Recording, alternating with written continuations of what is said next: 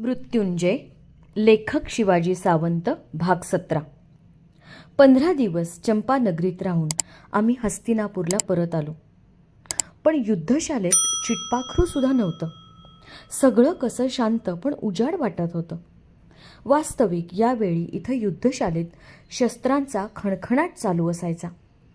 मग आजच हे असं का?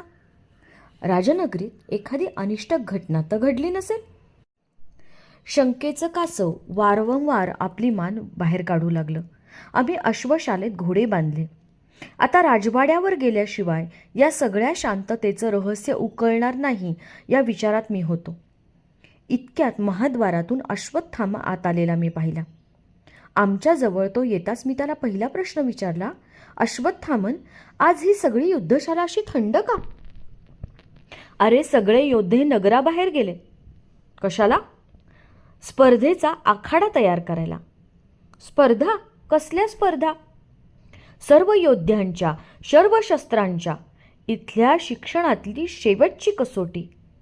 यात जो सर्वश्रेष्ठ ठरेल त्याला सगळं हस्तिनापूर अजिंक्यवीर म्हणून मान देईल. राजमाता त्याला कुंकुम तिलक लावतील. नगरजन वाजत गाजत हत्तीवरून त्याची मिरवणूक काढतील. केव्हा होणार आहेत या स्पर्धा? मी औत्सुक्यानं विचारलं. येत्या वासंतिक पौर्णिमेला. आजच अमात्य वृषवर्मांनी सगळ्या देशांच्या राजांना तशी आमंत्रणं पाठवली आहेत. हा युद्धशालेचा आखाडा फारच अपुरा पडेल म्हणून नगराबाहेर एक भव्य आखाडा तयार करायचं काम चाललंय. गेले 15 दिवस सगळे तिकडेच आहेत. रात्रंदिवस अविश्रांत खपतायत. स्पर्धा केवळ 8च दिवसांनी?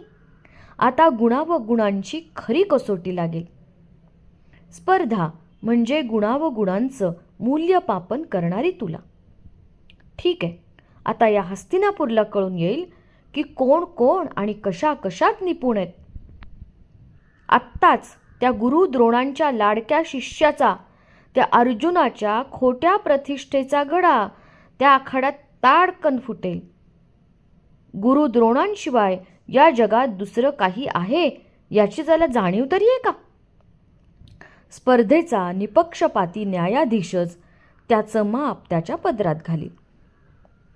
जिथं तिथं मी मी म्हणून पुढं मिरवणाऱ्या अर्जुना, आत्ताच तुला कळून येईल की लोकप्रियतेच्या ज्या सवंग भूमीवर तू उभा आहेस ती किती निसरडी आहे. गुरु द्रोणांच्या छायेत वाढलेल्या भूछत्रा, आत्ताच तुला कळू येईल की तुझ्या गुरूंपेक्षा हजारो पटींनी माझा गुरु श्रेष्ठ आहे. माझं मन विचारांचं जाळं गुंफू लागलं. युद्धशालेत घडलेल्या आजवरच्या सर्व घटनांचा काळा धागा मनाच्या हाती होता. ही स्पर्धा झालीच पाहिजे. ते 8 दिवस मला 8 युगांसारखे वाटू लागले. कारण गेली 6 वर्ष या अर्जुनानं माझा मार्ग रोखून धरला होता.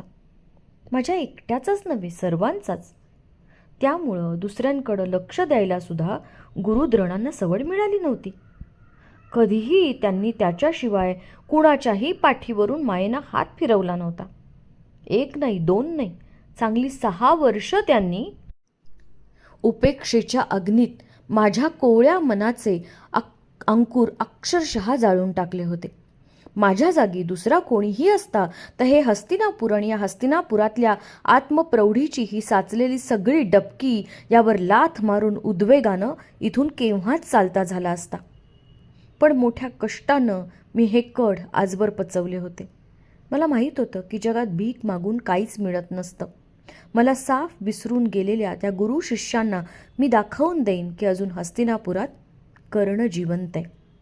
आत्ताच गुरु द्रोणांना कळून येईल की हिरा म्हणून त्यांनी प्रेमानं जवळ केलेला अर्जुन म्हणजे एक गारगोटीचा खडा आहे. कारण मीही शिष्य होतो.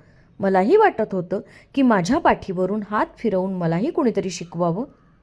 मलाही वाटत होतं की माझ्या कौशल्यांचं कुणीतरी कौतुक करावं. पण ते मला मिळालं नव्हतं. मला मिळाली होती ती घोर अपेक्षा. पण कधी कधी वाईटातूनच चांगलं निघतं, त्याप्रमाणे एक गोष्ट बरी झाली होती. या उपेक्षेतून मला तेजस्वी गुरु मिळाला होता. साक्षात गुरुदेवांना, सूर्यदेवांना मी गुरु केलं होतं. गेली 6 वर्ष सकाळच्या 4-4 घटका मी त्यांच्याकडं पाहिलं होतं. गेली अर्धा तप आपली सोनेरी बोटं त्यांनी मायेनं माझ्या पाठीवरून सातत्यानं फिरवली होती. जीवनाचं तेजस्वी तत्त्वज्ञान मूकपणं शिकवलं होतं. माझ्या हृदयाचा कुंभ आपल्या दिव्य तेजानं काठोकाठ भरून दिला होता. गुरुदेव, या स्पर्धेत यशस्वी झालो तर गुरुदक्षिणा म्हणून मी तुम्हाला काय द्यायला पाहिजे सांगाल? या विश्वाचा कानाकोपरा उजळणाऱ्या तुमच्यासारख्या तेजाच्या निधीला आम्ही पृथ्वीवरचा एक यत्किश्चित सूर्यपुत्र काय देणार? एक यत्किश्चित सूतपुत्र काय देऊ शकणार? देण्यासारखं माझं असं माझ्याजवळ केवळ शरीरच आहे. ते तर मी तुमचा शिष्य झालो तेव्हाच तुमच्या स्वाधीन केलंय. आता तुमच्या शिष्याची गुरुदक्षिणा तुम्ही कुणाकडं मागणार? शोणाला घेऊन मी आणि अश्वत्थामा नगराबाहेरच्या त्या स्पर्धेच्या आखाड्यात आलो. सगळे शिष्य योद्धे तो आखाडा सुशोभित करण्यासाठी अविश्रांत खपत होते. आता जवळजवळ सर्व तयारी झाली होती. किती भव्य होता तो आखाडा. 1 योजनाची जागा त्यानं गोलाकार व्यापलेली होती. प्रत्येक शस्त्र विभागासाठी मध्यभागी एक असा स्वतंत्र आखाडा होता. ते सगळे 13 पोट आघाडे शस्त्रास्त्रांनी सुसज्ज होते. पूर्वेकडच्या महाद्वाराच्या बाजूला गदा, खड्ग, भाला, चक्र, प्रास यांचे 5 आखाडे होते. पश्चिमेच्या बाजूला शतघ्नी, भ्रुशुंडी, तोमर, पट्टे आणि शूल यांचे 5 आखाडे होते. दक्षिणेकडं अश्वारोहण आणि गजारोहण यासाठी भव्य पटांगणं होती. उत्तरेकडं मल्लांसाठी आणि द्वंद्वासाठी एक आखाडा होता. त्यात ताक आणि चंदनी तेल यात मळलेली मगधांच्या राज्यातून आणलेली निवडक तांबडी माती पसरली होती. आखाड्यावर कुठंही उभं राहून पाहिलं तरी बरोबर मध्य दिसेल असा धनुर्विद्येचा भव्य पोट आखाडा दिसे. त्याच्यावर धनुर्धरांसाठी 20 हात उंच आणि 20 हात लांब असा संगमरवरी दगडाचा चौथरा होता. त्याचे दगड निषादाच्या राज्यातून मागवले होते. त्या चौथऱ्यावर कौरवांचा त्रिकोणी भगवा ध्वज निळ्या आकाशाला थपडा देत उभा होता. या दगडी चौथऱ्यावर स्पर्धा संपेपर्यंत गुरुवर्य द्रोण पंच म्हणून उभे राहणार होते. याच स्पर्धात सर्वश्रेष्ठ ठरेल त्याच्या गळात ते नीलकमलांची सुवर्णधान्यात गुंफलेली पुरुष उंचीची मानाची गौरवमाला घालणार होते. सगळं नगर त्याची सजवलेल्या हत्तीवरून अंबारीतून मिरवणूक काढणार होतं. राजमाता त्याला केशरी टिळा लावून आदरानं ओवाळणार होत्या. हस्तिनापुरातल्या सर्वश्रेष्ठ अजिंक्य वीर म्हणून साऱ्या आर्यावर्तात तो मानानं मिरवणा होता, आदरला जाणार होता. त्या सर्व आखाड्यांभोवती प्रेक्षकांची गोलाकार जागा होती. पूर्वेकडील बाजूला राजकुलातल्या लोकांसाठी उंच जागेवर प्रशस्त बैठकी तयार केल्या होत्या.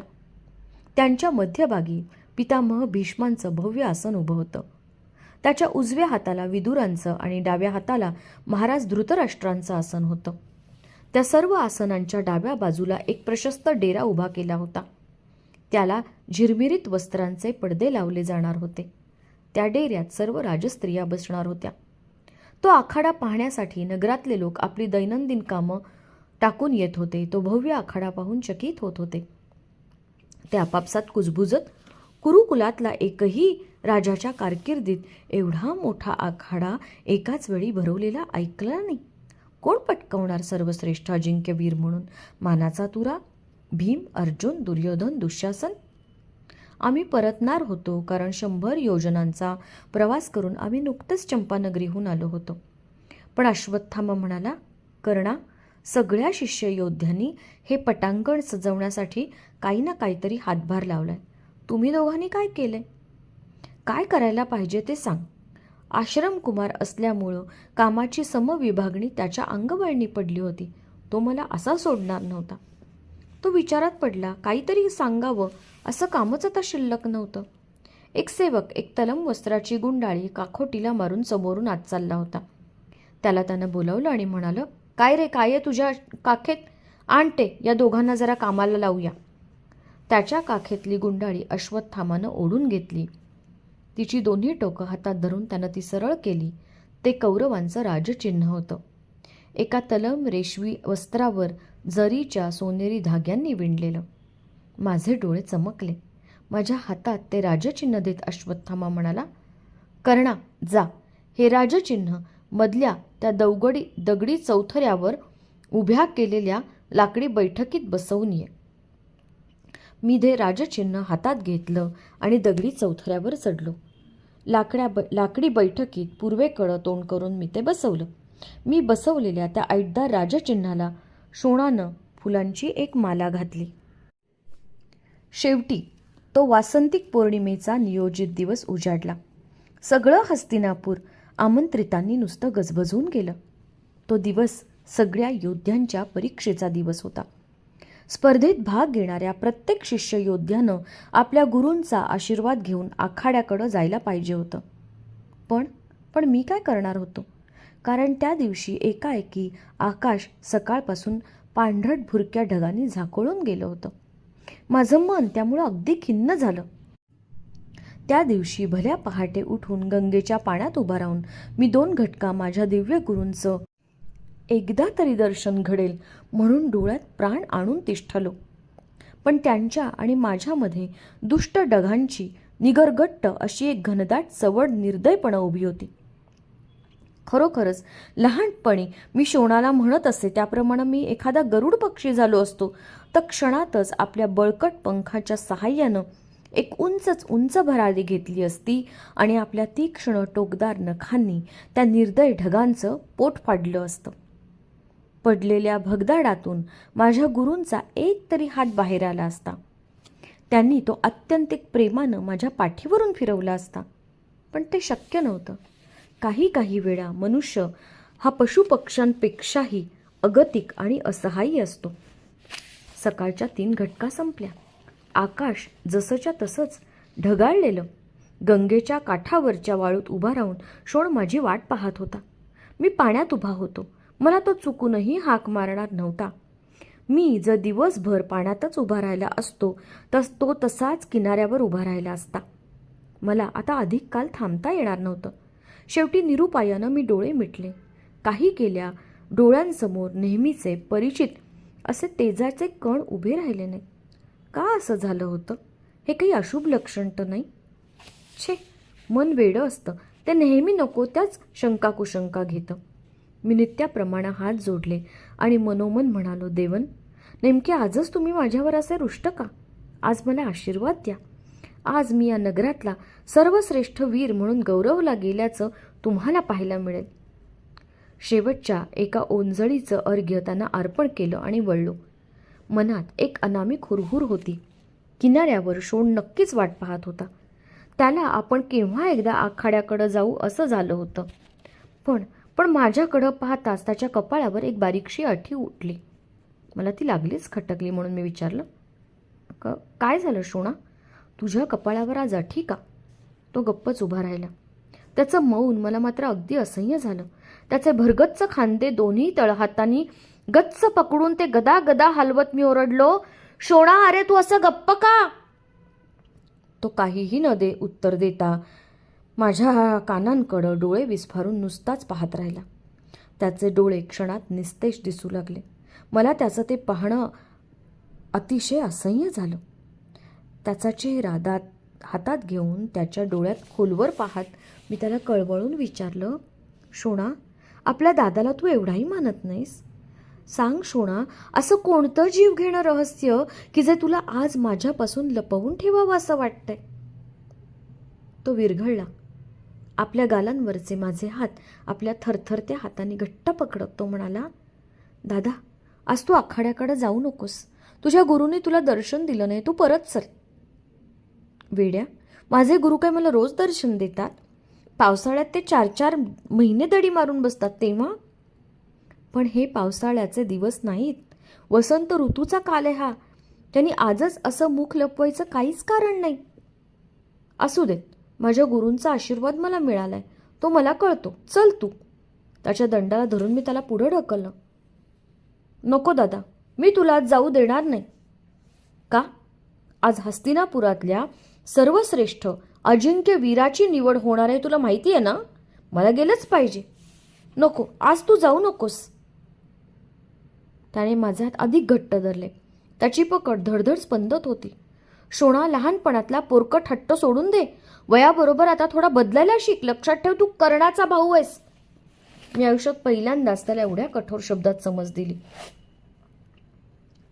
आपलं तोंड माझ्या ओंजळीतनं त्यानं काढून घेतलं.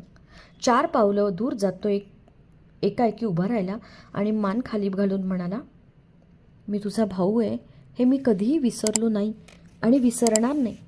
म्हणूनच माझं मन तुला सांगतंय, तू आज आखाड्याकडं जाऊ नकोस. कारण तुझ्या कानातली कुंडलं आज निस्तेज पडली आहेत.